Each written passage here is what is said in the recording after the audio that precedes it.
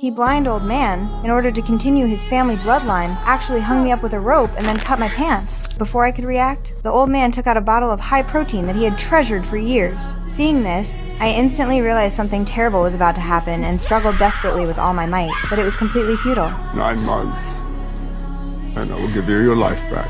The next second, the old man lunged forward and grabbed my legs tightly, then unceremoniously aimed the straw at me. Although I was filled with despair at this moment, all of this was my own doing, because just yesterday, I accidentally learned that a blind old man had been compensated $1 million for his daughter's car accident. To make some extra money, I instigated 2 companions to plan to steal this money. So we staked out near the old man's house for a day, then set out in the dead of night. We first used drugged meat to knock out the old man's vicious dog. Then, Petite Me climbed through the window into the house and let Alex and Money in from outside. After the 3 of us entered the house, we immediately began our divided tasks. Alex and I were responsible for finding where the cash was hidden, while Money was responsible for entering the old man's room and using sleeping gas to put him into deep sleep. The plan seemed to be completely under control, but when Money looked up, he suddenly discovered that the old man had somehow sat up and was staring at him intently. This instantly frightened Money so much that he didn't dare make a sound. Fortunately, the old man was blind and only got up to turn off the television. Watching the old man continue sleeping as if nothing happened, Money gradually breathed a sigh of relief, placed the sleeping gas on the ground, and then tightly closed the room door. As soon as he came downstairs, Alex and I discovered a locked room. We believed the old man's $1 million was definitely hidden here, so we picked up a crowbar and began forcing the lock. Who knew this lock looked inconspicuous but was actually solid as a rock,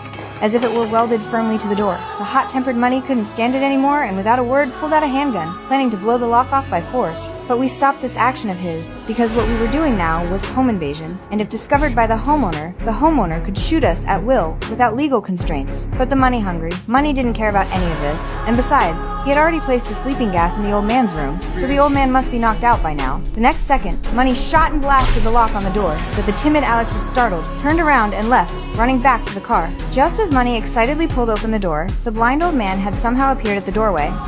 Who's there? This instantly frightened Money and me so much that we didn't dare make a sound, afraid the old man would hear something unusual. At this moment, Money suddenly had an idea and claimed he was drunk and had walked into the wrong house. However, the old man was no fool. He had been a scout in the military when he was young. As he slowly moved forward, he soon stepped on the shattered lock. This instantly made the veteran realize there were thieves in his house. Seeing that things were exposed, Money no longer chose to pretend and raised his gun, threatening the veteran to hand over the money. But the battle-hardened veteran was not afraid at all, and he quickly determined Money's location through the gunshot. The next second, he disarmed him with a backhand move and firmly controlled Money. The veteran asked how many more people were in the room. Looking at me, trembling with fear, Money said he was the only one in the house. The next second, the veteran actually shot and killed Money directly. This instantly scared me to death. I quickly and carefully retreated backward, then hid in a cabinet behind me. Fortunately, the veteran didn't discover me in the end, and then turned around to check on